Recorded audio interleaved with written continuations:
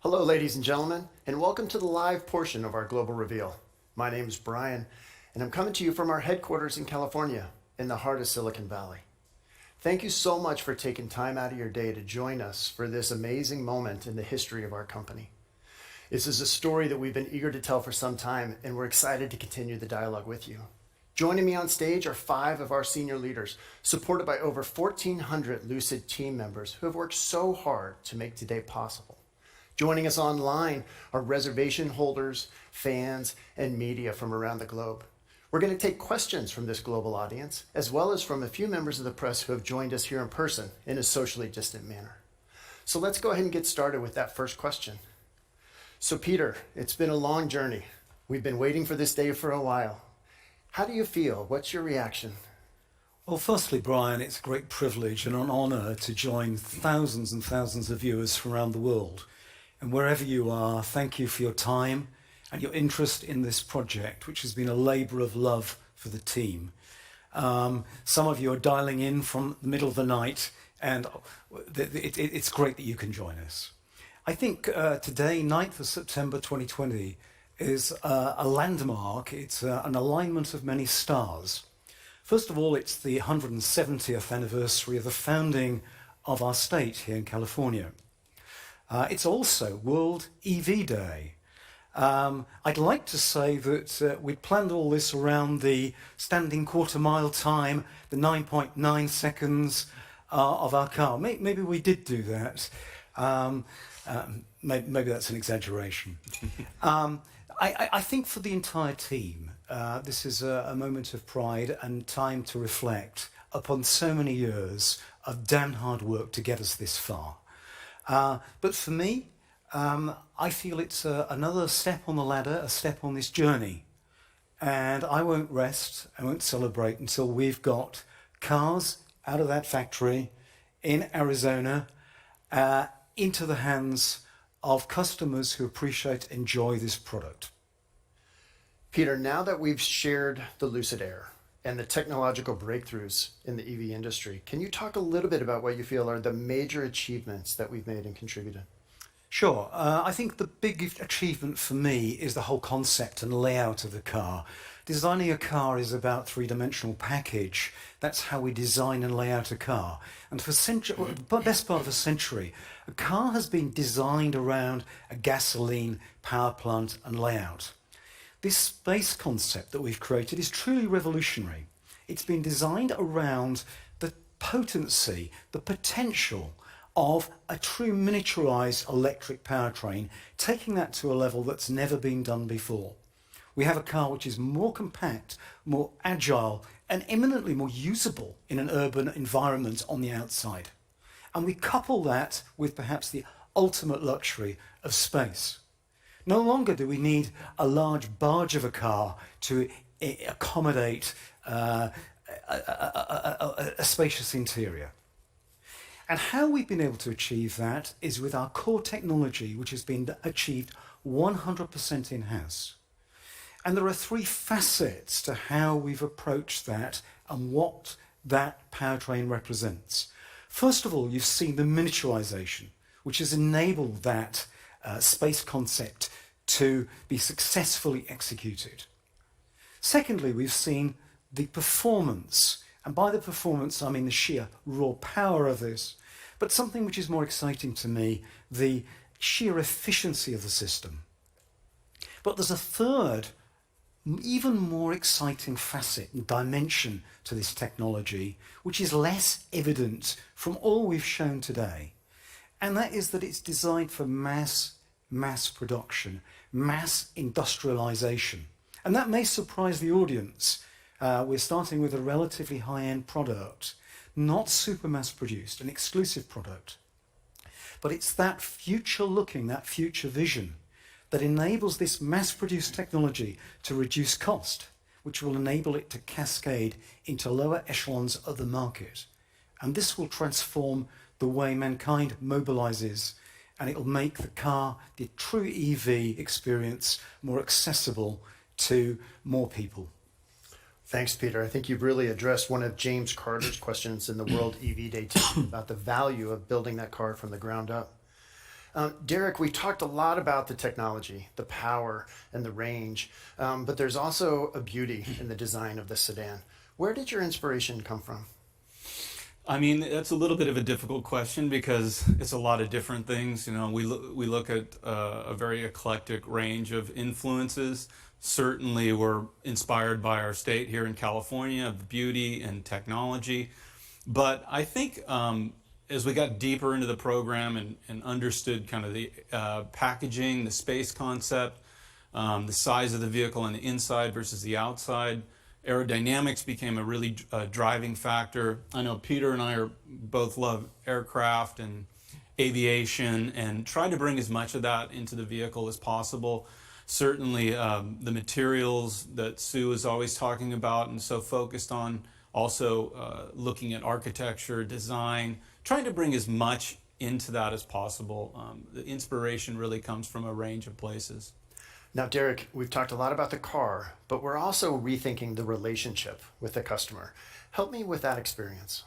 Yeah, this has been a big focus for us because, let's be honest, I don't want to speak for other people, but I know I don't enjoy car dealerships and car shopping, so we want to make that a better experience. And it really starts online. You know, everybody's digital, everybody's used to transacting online, and so we wanted to give as much a digital experience as possible. But that meant that we needed to dive deeper into the website, talk about our technologies, share our stories of creation, and of course, our online configurator. We wanted that to be really immersive and really connect with people digitally, but also give a strong sense of a rendered realism and interaction with the customer. And then when we start to think about our retail experience, again, we want this to be a very a nice place to visit, but it's still casual, it's approachable. If you just want to come and learn more, come and learn more. There's no pressure. And so the next step there is to bring that digital experience into the retail space through our virtual reality platform and engaging that way. And then lastly, if you do end up in a Lucid Air, that digital experience, the user experience, will create a continuity all the way back through all those prior experiences. And Derek, this configurator is really a world-first technology in this space, right? Yeah, we worked very hard with our partners. I mean, go check it out. That's all I can say. I'm super proud of it, and it's a great way to share and learn about Lucid Air. That's fantastic. Sue, now you've put a lot of years of effort into this. There's been a lot of stress, a lot of late nights, I'm sure. How does it feel to now have your work shared with the world? Well, it feels amazing. I'm super proud of the work. We've had an amazing team of people to work with here, the experts here. It's a real collaboration. Yes, it feels sort of like my own baby, but I know that it took an enormous amount of teamwork and dedication, and just it's really exciting and super proud right now. So Sue, there was so much attention to detail put into so many parts of the car. What was the first design piece to really come together? I know I've talked about this before, this idea of when I first came to the studio and met with Derek and then also Peter, and just hearing their vision and, this idea of being able to build a car from the ground up. I mean, it's really a designer's dream in so many ways. We didn't have this legacy, and we had this opportunity to build our own legacy. And from a color and material and finished perspective, that being what my group has done here, I just saw such a great opportunity to really lean into sort of that California legacy. And it ended up being a really natural fit. So for me, that seemed like just the perfect spot to begin, and it came very naturally and easy. All right, no, it wasn't all natural and easy. What was the most difficult design aspect to get grounded on and to complete? Well, there's been a lot of challenges for sure, and I think that's just part of the nature of what we're doing. But one of the, I'd say, biggest challenges has been the cabin rail, which you can see behind me on the exterior of the car. It's a singular piece of aluminum, and to really capture that singular piece in that length and to get the fine sort of crafted quality finish that's on there has taken a lot of energy and a lot of expertise, a lot of support from our suppliers, a lot of support in-house from the engineers. So it wasn't just color and materials wanting to have this finish on it. It took a lot more than sort of a wish and a desire. It really took this sort of collective. Yeah, it sounds like a lot of collaboration across a lot of folks. Indeed it was, and it's super proud of it, and it's such an iconic piece of the exterior of the car design. So let's shift gears a little bit. So Peter, Siddharth, one of our reservation holders, has got a question that I know you've thought a lot about. We're building out a new car in a new facility. How are we going to ensure quality with these initial releases while still building for scale? Oh, wow, yeah. If you launch a new product, that's always a challenge. If you launch a new vehicle, it's a super freaking challenge, and it's like an earthquake. You have new parts, you have new processes, you have new team members coming in, you have a new factory. Everything is new, and you better be prepared. And we are prepared. We're very well prepared. First of all, we have our Lucid manufacturing leadership team. They are super experienced, and they made several product launches in their career already, in both, in automotive environments and in EV startups. Secondly, we have a brilliant team that we trained over the last year here in California, building our engineering cars here, and they learned everything from the ground up, making their own workbooks and everything like that. And the third element is we don't work in silos. We work in cross-functional teams. So my manufacturing team is working together with Eric's engineering team, with Peter Hazenkamp's supply chain team, working together with the ADAS team, the software team. So we're working close together to make that happen. And then finally, we have our Lucid production system, a powerful tool that enables us to make continuous improvement, that enables us to have problem-solving technologies and techniques that we put in there. And also it has a vision and a mission about quality. And then one of the most powerful tools of it is our core value that enables us, that drives a culture of engagement and of passion for quality, for perfection and precision. That's fantastic. Eric, I'd like to dive into the technology now. We've got a ton of questions online about charging. We know that this is one of those key questions that gas-powered owners continue to sit with. I think Peter referred to it as a sort of, range doubt or range concern. Why did we choose a 900-volt architecture? And what are our long-term charging infrastructure plans? Well, first of all, to reduce the amount of times a customer actually needs to go to charge, Lucid Air comes with over 500 miles of range on a single charge. Our world-leading efficiency of above 4.5 miles per kilowatt hour makes charging faster and also reduces the cost of a mile driven. Our charging strategy has been first and foremost designed with the customer in mind. And it's intended to provide convenient access to really fast charging. Our 900 plus high voltage architecture enables us, amongst other benefits, to take advantage of the 350 kilowatt charging infrastructure out there. And with that, we can achieve 300 miles of range in just 20 minutes. With our partner, Electrify America, we are providing access to and 3 years of unlimited free charging on the nation's largest and continuously growing high-power charging network. With our combo socket and our Wunderbox inside the Lucid Air, we are compatible with a vast number of third-party chargers, including Heritage 400-volt infrastructure. That's awesome. Let me come back now on a question that I know a number of folks have had around climate. The global conversation around climate change, we've seen extreme weather here on the West Coast. Right now, we've got heat waves, we've got wildfires, we've had droughts and rolling blackouts from some of the utilities. How has this influenced some of our thinking? Well, the Lucid Air with its Wunderbox is perfectly prepared for such events. Not only can we charge the car with it, we can also use the battery inside the car to power your home and keep the lights on. And maybe in combination with our stationary storage systems or our home battery systems.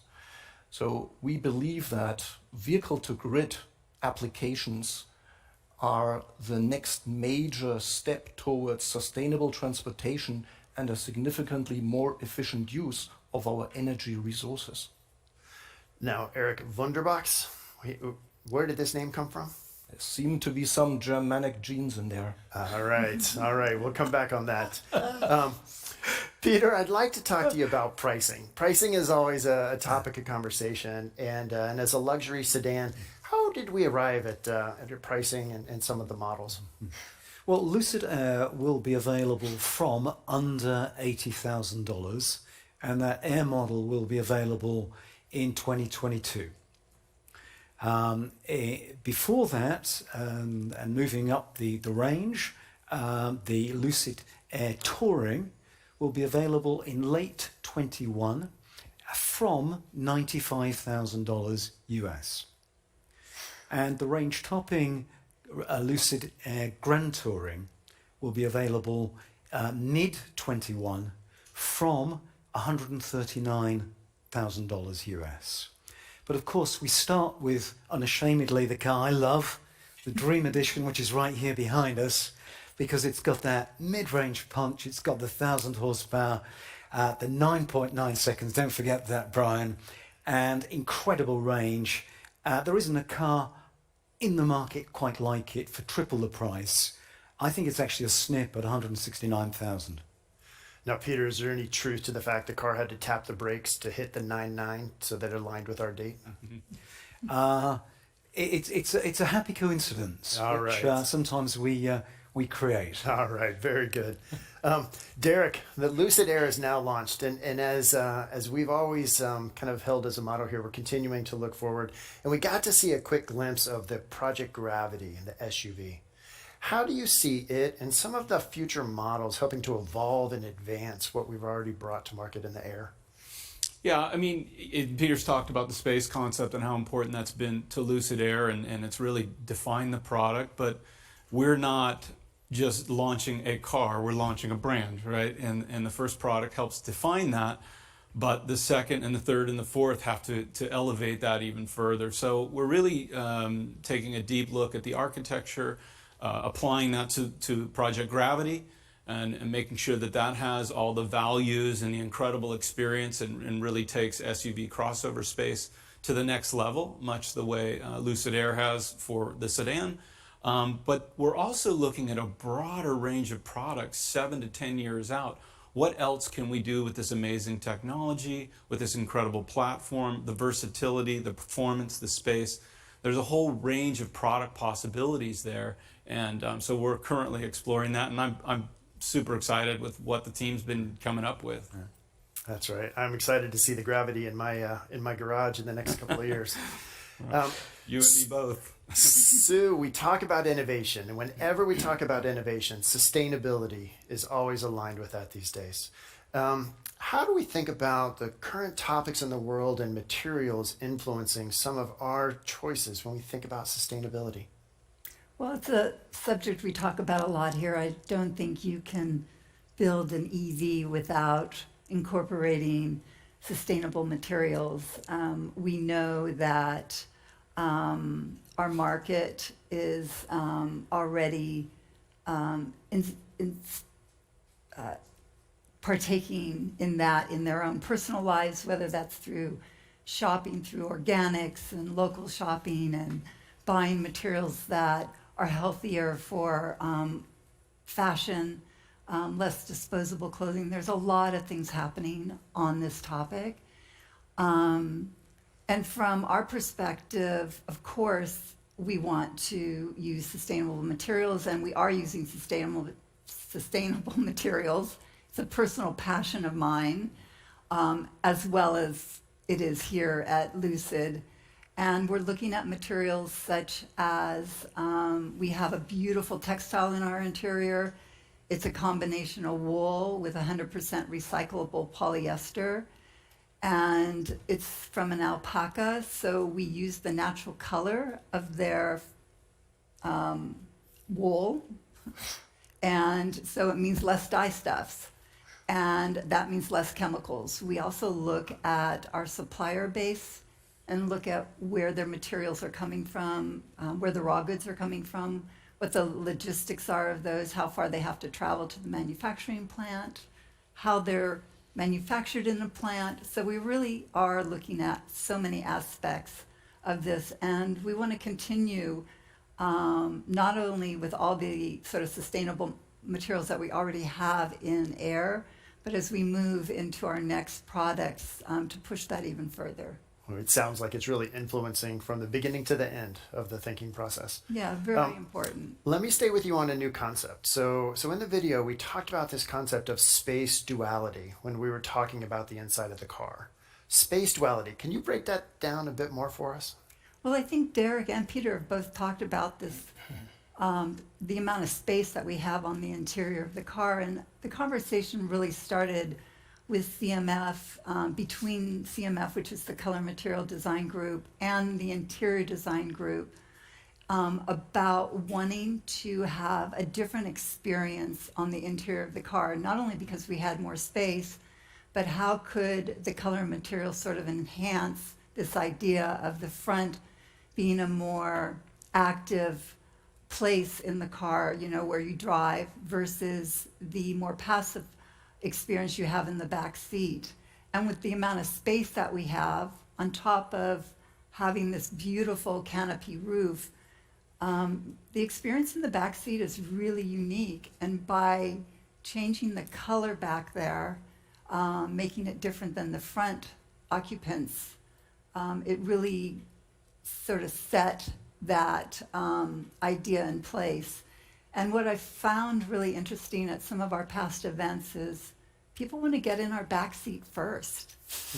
And that's really unusual. I mean, normally you're buying a new car, the first thing you do is you open the front door, get into the driver's seat, put your hand on the steering wheel, and sort of run your hand over all the beautiful materials and, you know, the knobs and switches. And yet our customers want to get in our back seat. And I think that says so much about how special our back seat experience is and how much room there is back there.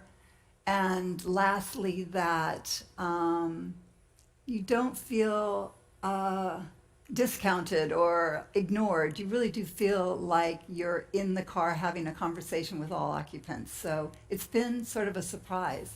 Now, Sue, my kids have been yelling shotgun for years to get in the passenger seat. Are you telling me those days are over? Well, they may be. We'll All right. see. All right. Peter, Arizona for the factory location. You mentioned reviewing a number of states. How did we actually choose and settle on Arizona? Yeah, first of all, we made a very extensive search in 13 US states and over 60 locations.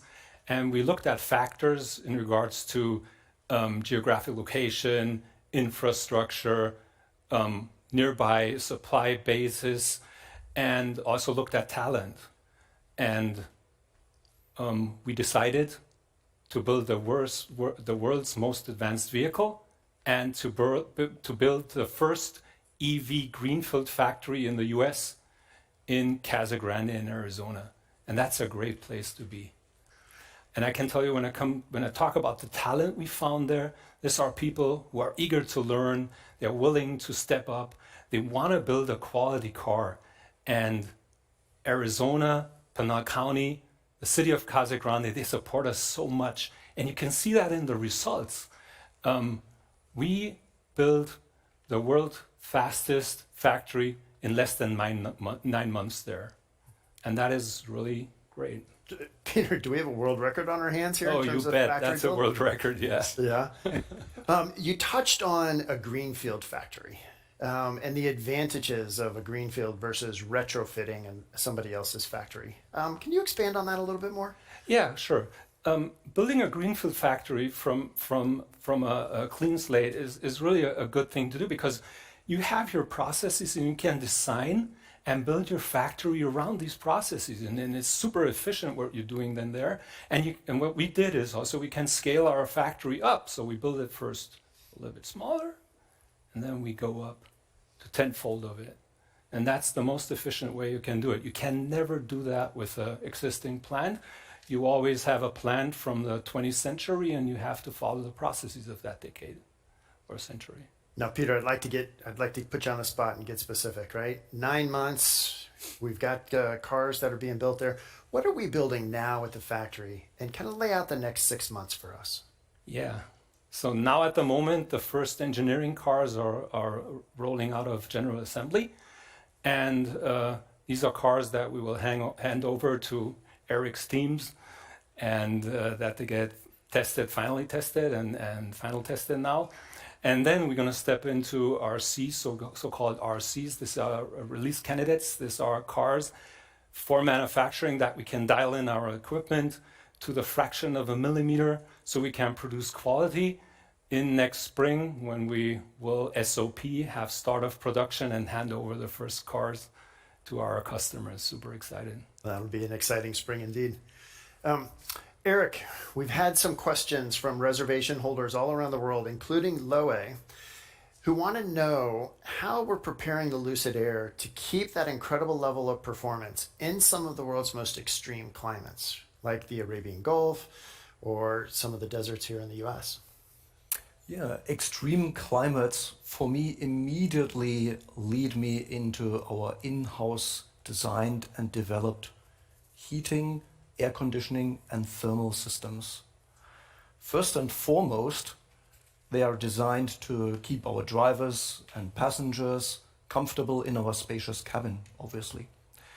Secondly, the heating and cooling provides our powertrain components with what they need to perform optimally for performance and efficiency. Now, if we zoom down into our battery pack and there into our battery modules, we have developed race-proven and highly efficient heating and cooling methods that we've perfected for scalability and for cost. Now, it's one thing to design. It's another thing to test. Can you share a little bit about where we conducted some of these testings such that we have the confidence in the performance? Well, our teams have frozen up in Minnesota for many, many months during winter testing. Or we have also taken advantage of this heat wave this year and tested our vehicles for hot climate in Nevada and our home state for manufacturing in Arizona. And we've proven to ourselves that our systems are capable of everything they need to do to keep the customers as well as the powertrain happy and performing. Now, I hate to say this, but I really want to take this car rather to test on the German Autobahn, because that's where it's going to excel. Very good.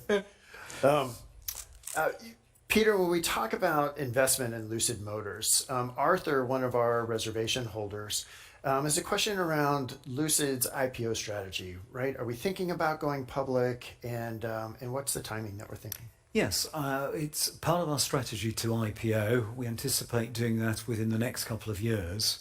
And I'm so cognizant of what a hot space this is at the moment. There's a lot of investment interest in this sustainable mobility space. And I think one of the big differentiators of Lucid, cut us to the core. We're a tech company. We're doing energy storage, we've got battery technology, we're a fusion of software and hardware, and we do cars. The car is really a computer on wheels as much as it is a car, and we see that, all those systems. And that tech really differentiates this company. All the core tech is in-house, unashamedly. It's not wannabe or would like to be sometime in the future. It's here and it's now and it's implementable. And I think that makes a huge differentiation. So yeah, IPO is on the way. It's a matter of when. And please watch this space. Derek, towards the tail end of the film, Peter tried to uncover a car, and you quickly shut him down. Yeah, he got a little carried away there. We had to put that cover back down. Nicely. Help me with what excites you most when you think about those future models and the design elements. I think we worked really hard from day one to come up with a Lucid DNA that was not just amazing for Lucid Air, but we could apply hopefully to future products and had a way to evolve. And so I mentioned earlier, we're already working on several different product ideas out beyond Lucid Air, out beyond Gravity, that we can apply that DNA to.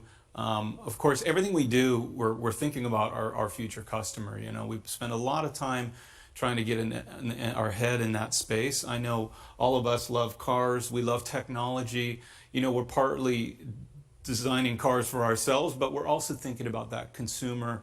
We often refer to a post-luxury consumer, someone looking for something more than just traditional luxury. They're looking for technology. They're looking for experience, obviously performance and efficiency. They care about sustainability. And the products we're working on, I think, will really define that space in the future. Now, Peter, we've talked about the future of the models of the car. We've talked about the future from an IPO strategy perspective. Kind of the third pillar really is around some of our technology. Can you help me? You've touched on it a bit, but how do we think about the long-term strategy of this company? Yeah, well, first of all, I think it's important we approach this with a healthy dose of humility. Until we've got Lucid Air into production, we really haven't achieved a thing. But I do think we need to have a vision and a strategy. And I see three prongs, as I've outlined in the video. First is our cars. We're going to have a beguiling range of cars. We have a 10-year plan. We have a multi-platform plan to really take electrification to a whole new level. I promised when I came here we'd take it to another level. I believe this is the first manifestation of that. And we're going to see progressively, relentlessly, we'll keep that position of the highest technology in our products. So that's the car products. But also we have this tech division, our technology division. And a great example is what we're doing in the world of World Championship Motorsport. Really turned that on its head with our technology. We're going to do the same with our energy storage because of its sheer economy of scale and mass producibility. That's what we've really cracked. I want to do huge things with solar and renewables. And I see that division of the company, frankly, being as big as our cars over the next 6 years. And then the third thing, which is quite exciting, because our technology is so miniaturized and because of its efficiency, that drives down cost. And it's further driven and amplified that cost down by the manufacturability. I can see our product in other manufacturers' cars because I think that time is of the essence. So those are the three pillars: our cars, our tech, and our tech in other manufacturers' cars. Now, Peter, as we look to bring this Q&A to a close, it's been a 7-year journey for you. I'd love to invite you for any kind of closing remarks today as we conclude the reveal of the global reveal of the Lucid Air. Well, thank you. It's been a real privilege for so many people from around the world to join us, wherever you are, this morning, this evening, this night, for joining us. I feel that the world has shrunk a little bit for you to hopefully enjoy what we've had to show. As you can see, it's been a labour of love from over 1,400 people. It's a huge team effort, and I've got a great... who couldn't fail with a great team like this? And there's so many more behind the scenes. And no one person does this. It's a huge collaborative effort. And that's what we need to inspire, to change the world, to make the world a better place. And you know, I come back to this recurrent theme. It's very difficult for me to demonstrate this to our audience right now. But what excites me the most and what drives me is that the technology we create today for this world-leading high-end product can readily cascade into other echelons of the market and make sustainable mobility a reality for all in the very near future. And we all need that. The environment needs that. We need to accelerate that process. So with that vision, I hope you are equally inspired by our vision, and it's goodbye from Silicon Valley to the Lucid community worldwide. Thank you for sharing with us, and goodbye from Silicon Valley.